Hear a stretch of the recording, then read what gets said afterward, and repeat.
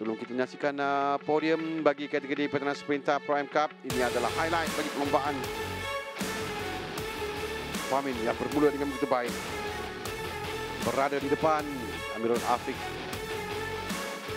Tempat yang kedua dan Suhadi Rahmat. Tempat ketiga awal-awal lagi 3 pelumba depan ini dia berjaya menjelakkan diri dari lain pelumba. Suhadi ia ada di belakang, tapi dapat lihat Muhammad Hafiz dan Ahmad Ali bermula dengan begitu baik dan dia berjaya menempatkan diri di hadapan. Cuma selepas itu kita boleh nampak jarak di antara 3 dan 4, cuma hanya 1 dan 2 saja di antara Amirul Afiq dan Famin Abdul Muttalib yang rapat. Famin masih akan didahului ketika ini.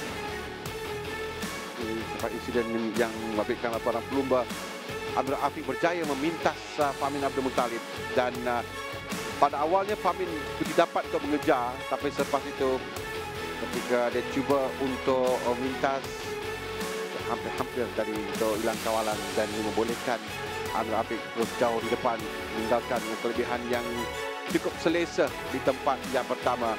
1, 2, 3, 4 jauh-jauh Amirul Afiq, Famin Abdul Muttalib dan Suhadi Ali Rahmat.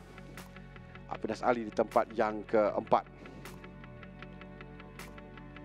Ini Haziq Rosmazah yang terjatuh.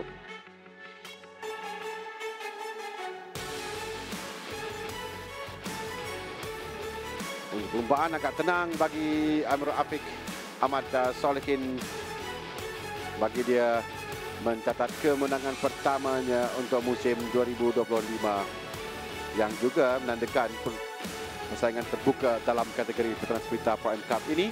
3 pelumba lain baru naik ke podium selepas 3 pelumba naik ke podium dalam perlombaan pusingan yang pertama.